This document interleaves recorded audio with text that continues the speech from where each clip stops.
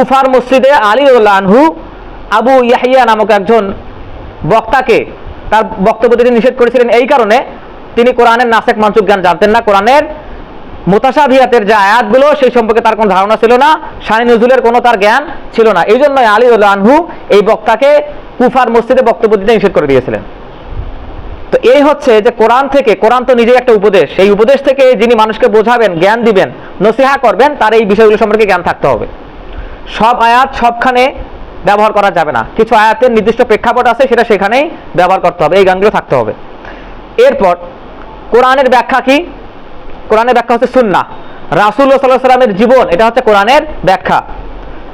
যেটা সম্পর্কে আয়েশা রাদিয়াল্লাহু আনহাকে জিজ্ঞেস করা হলো যে রাসূলুল্লাহ সাল্লাল্লাহু আলাইহি ওয়াসাল্লামের চরিত্র কেমন ছিলেন, তিনি বললেন কানা খুলুকুল কোরআন, তার চরিত্র হচ্ছে কোরআনের ন্যায়।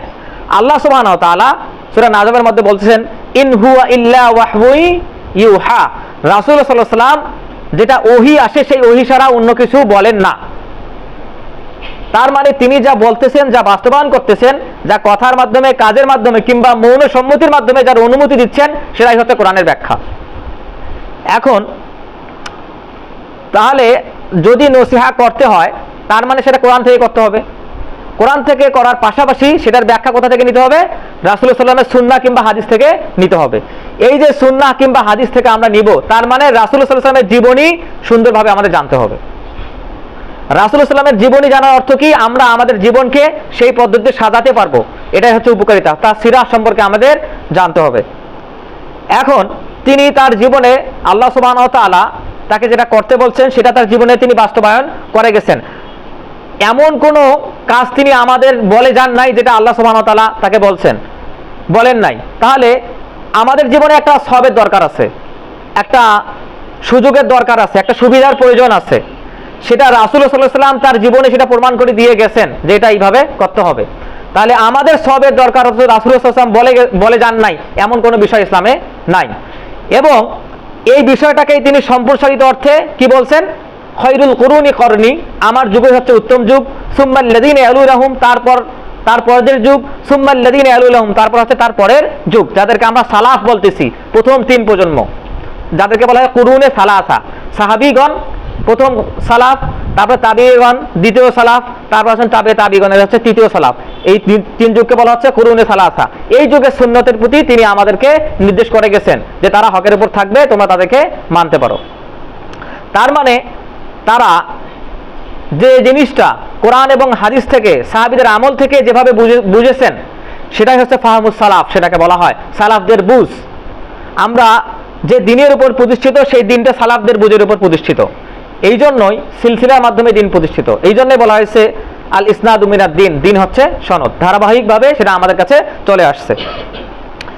এরপর রাসূলুল্লাহ সাল্লাল্লাহু আলাইহি ওয়াসাল্লাম যা অনুমোদন করে গেছেন এবং যা নিষেধ করে গেছেন, অর্থাৎ হালাল এবং হারামের জ্ঞান, যিনি নসিহা করবেন কোরআন সুন্নাহ থেকে, তার হালাল এবং হারামের জ্ঞান ঠিক মতো থাকতে হবে, জানতে হবে কোনটা হালাল এবং কোনটা হারাম। কেন? রাসূলুল্লাহ সাল্লাল্লাহু আলাইহি ওয়াসাল্লাম বলেছেন, যদি কেউ কারো নিজের কথাকে রাসূলুল্লাহ সাল্লাল্লাহু আলাইহি ওয়াসাল্লামের কথা বলে চালিয়ে দেয়, তাহলে তার ঠিকানা কোথায় হবে? জাহান্নামে। এখন যদি কেউ এরকম ভুল ফতোয়া দেয়, রাসূলুল্লাহ সাল্লাল্লাহু আলাইহি ওয়াসাল্লামের কথাকে, নিজের কথাকে রাসূলুল্লাহ সাল্লাল্লাহু আলাইহি ওয়াসাল্লামের কথা বলে চালিয়ে দেয়, তার ঠিকানা যদি জাহান্নাম হয়, তাহলে যে ব্যক্তিরা তার অনুসরণ করতেছে তাদের ঠিকানা কোথায় হতে পারে? কেন? আল্লাহ সুবহানাহু ওয়া তাআলা বলছেন বিল বাইয়িনাতি ওয়াজ জুবুর, দলিল এবং প্রমাণ সহকারে জ্ঞান নিতে হবে। দলিল এবং প্রমাণ সহকারে জ্ঞান না নিয়ে আপনি বিপদে নিপত হওয়ার সম্ভাবনা অনেক বেশি। এই জন্য দলিল সহকারে জ্ঞান নিতে হবে। আচ্ছা, তাহলে আমরা পাইলাম প্রথমত 2টা উৎস, কোরআন এবং সুন্নাহ, যেটা আল্লাহ সুবহানাহু ওয়া তাআলা পাঠাইছেন এবং রাসূলুল্লাহ সাল্লাল্লাহু আলাইহি ওয়াসাল্লাম যে নসিহা করে গেছেন, এটাই হচ্ছে দিন। এ যাবৎ পর্যন্ত রাসূলুল্লাহ সাল্লাল্লাহু আলাইহি ওয়াসাল্লামের ওফাত থেকে বর্তমান সময় পর্যন্ত, এই যে 1450 বছর সময় গত হয়ে যাচ্ছে, এই সময়টাতে বিধর্মীরা সবচেয়ে বেশি মুসলিমদের উপর বিষ ঢুকিয়েছে কোরআন কেন্দ্রিক ব্যাখ্যার ক্ষেত্রে এবং রাসূলুল্লাহ সাল্লাল্লাহু আলাইহি ওয়াসাল্লামের হাদিসের ক্ষেত্রে। তারা কোরআনের ব্যাখ্যাকে পাল্টে দিয়েছে, কখনো কোরআনে সংস্কার আনানোর তারা চেষ্টা করছে, যেটা আমাদের ভারত উপমহাদেশেও করা হয়েছে। এবং রাসূলুল্লাহ সাল্লাল্লাহু আলাইহি ওয়াসাল্লামের হাদিস বর্ণনার ক্ষেত্রে কিংবা তার জীবন আলোচনার ক্ষেত্রে যেসব স্থান কিছু সূক্ষ্ম বিষয়ের উপর প্রতিষ্ঠিত, সেই বিষয়গুলোতে সাধারণ মানুষদের ধোঁকা দেওয়ার জন্য তারা যথেষ্ট কারসাজি করেছে। এই কারসাজিটা তারা করছে নতুন হাদিস তৈরির মাধ্যমে, যেটাকে আমরা জাল হাদিস বলে থাকি। সেটা শুধু তারাই করেছে এমন নয়, এই জাল হাদিস তৈরির যে সূচনা এগুলো বিভিন্ন মুসলিম শাসকরাও করেছে, শুধুমাত্র তার ক্ষমতা টিকিয়ে রাখার জন্য। এবং আমরা যে ওয়াজ মাহফিল সম্পর্কে আজকে আলোচনা করতেছি, ওয়াজ সম্পর্কে, ওয়াজ মানে কি? উপদেশ, নসিহা, উপদেশ।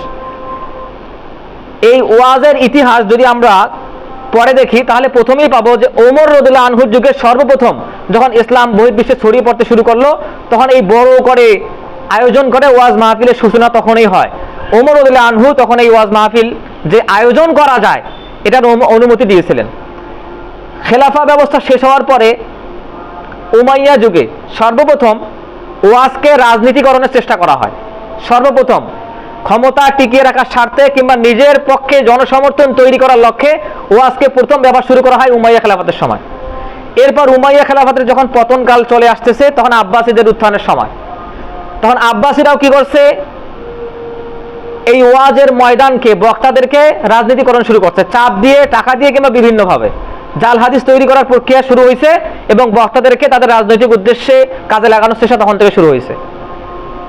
কখনো উমাইয়ারা কাউকে বক্তা নিয়োগ করছেন, সে শুধু আব্বাসীদের বিপক্ষে কথা বলছে এই জন্যে। আবার আব্বাসীরা কাউকে বক্তা নিয়োগ করছেন, সেই বক্তা ওয়াজের স্টেজে উঠে শুধু উমাইয়াদের বিপক্ষে কথা বলছেন এবং জাল হাদিস বর্ণনা করছেন। এই ইতিহাসটা অনেক আগেই শুরু হয়ে গেছে। সেটা আমাদের সময়ে যেটা হচ্ছে সেটা ওটাকে ওয়াজের মাঠ বলা চলে না, বরং সেটাকে রাজনৈতিক প্রোপাগান্ডার একটা ময়দানেই বলা চলে। আমাদের সময় যেটা হচ্ছে আর কি, সেটা তখন শুরু হলেও বর্তমান এটা একদম ফুলে ফসলে পরিপূর্ণ হয়ে গেছে। এরপর তাই হাদিসের জ্ঞান অর্জন এবং হাদিস মুখস্থ করা জরুরি। এখন যখন মানুষ হাদিসের সঙ্গে ভেজাল মেশানো শুরু করছেন, রাসূলুল্লাহ সাল্লাল্লাহু আলাইহি ওয়াসাল্লামের যুগ কিংবা খোলাফায়ে রাশিদিনের সময় মানুষ হাদিস শুনতেন এবং মুখস্থ করে নিতেন, রাবির নাম সহ, মতন সহ মুখস্থ করে নিতেন। একটা হাদিসকে দুই ভাগে ভাগ করা হয়, একটা হচ্ছে সনদ আর একটা হচ্ছে মতন। সনদ কি? কার কার কাছ থেকে কে কে শুনছে, এটা সনদ, শিকল। আর মতন কি? রাসূলুল্লাহ সাল্লাল্লাহু আলাইহি ওয়াসাল্লাম যে কথাটা বলছেন, এটা হচ্ছে মতন। সনদের দিক থেকে হাদিসের প্রকার আছে, মতনের দিক থেকে হাদিসের প্রকার আছে। তো আগে সাহাবীরা যখন হাদিস শুনতেন তখন মুখস্থ করে নিতেন, কারণ তখন হাদিসের সঙ্গে অন্য কোনো কিছু মেশানোর প্রবণতা চালু হয় নাই। কিন্তু যখন মানুষ এই রাজনীতিকরণের কারণে, বক্তাদের বিক্রি হওয়ার কারণে হাদিসের মধ্যে ভেজাল ঢুকানো শুরু করলো, তখন থেকেই মুহাদ্দিসিনে কেরাম তারা এই হাদিস বাছাই করে নেওয়া শুরু করলেন। বাছাই করতে গিয়ে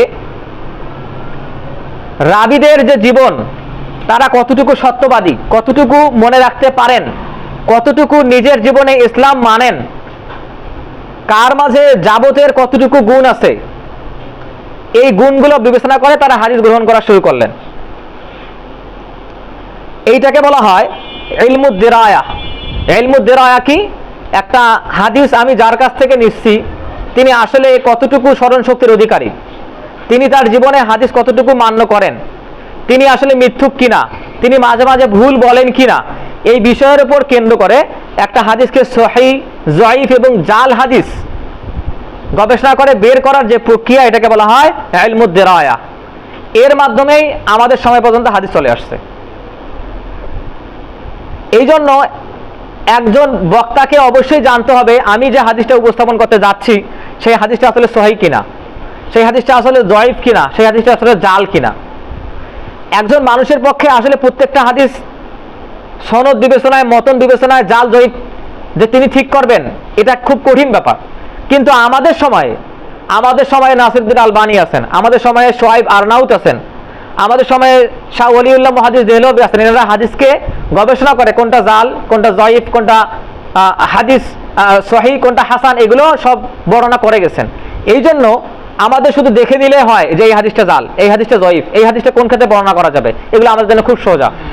এই জন্য হাদিস বর্ণনার ক্ষেত্রে এই বিষয়গুলো অবশ্যই মনে রাখতে হবে।